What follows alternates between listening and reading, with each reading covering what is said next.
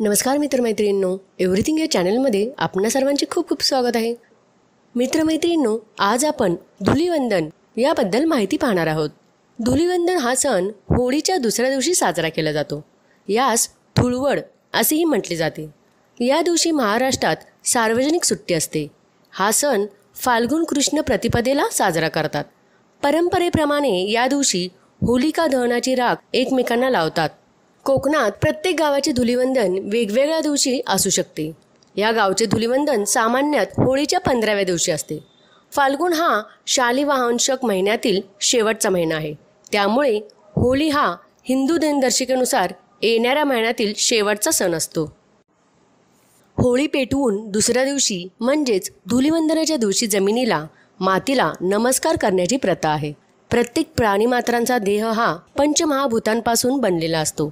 पृथ्वी, आप, त्वच, वायू, आकाश असा या पंचमहाभूतांचा क्रम आहे। पृथ्वीपासून सुरुवात आणि आकाशापर्यंत शेवट असे पंचक असणाऱ्या या तत्वांना आपल्या सणाच्या मधून आदर व्यक्त करण्याचा एक दिवस म्हणजेच धुलिवंदन।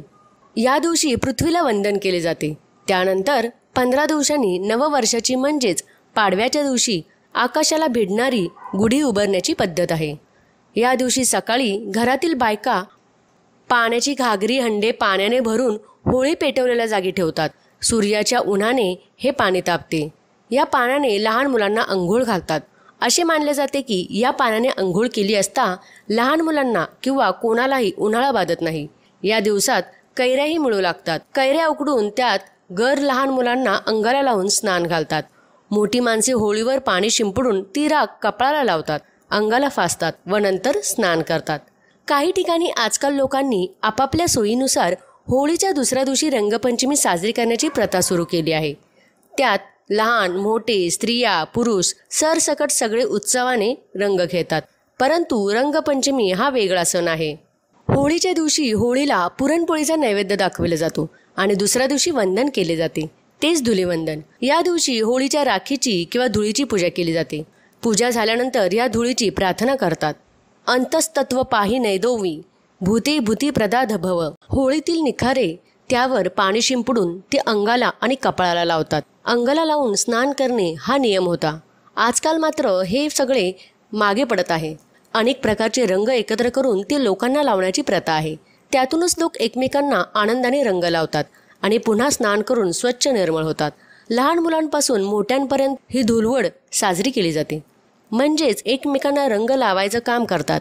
या निमित्ताने सगळे लोक एकत्र येतात। होळीचा 5 दिवसाचा सण असून या सणात अनेकांनी त्या माध्यमातून एकत्र येण्याची संधी मिळत असते।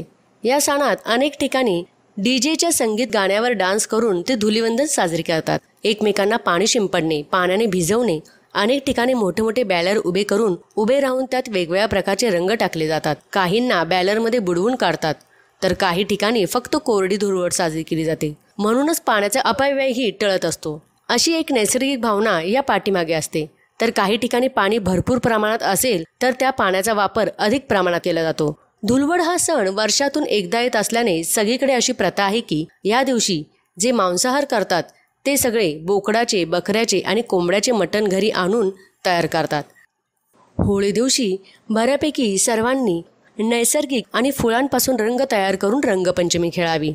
बाहेरचे रंग हे बऱ्यापैकी केमिकलचे असतात। ते रंग वापरल्यामुळे शरीराला हानी पोहोचू शकते, डोळ्यांमध्ये इजा होऊ शकते, शरीराला रिॲक्शन होऊ शकतात। त्यामुळे शक्यतो जास्तीत जास्त लोकांनी फुलांपासून रंग तयार करून त्याच्यापासून रंगपंचमी खेळावी आणि रंगपंचमी दिवशी पाण्याचा कमीत कमी वापर करावा।